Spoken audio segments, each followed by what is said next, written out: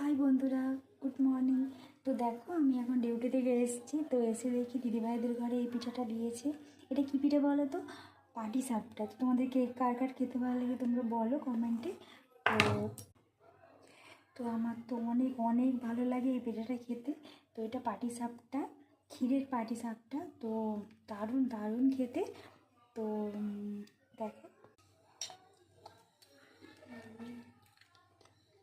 Just wow.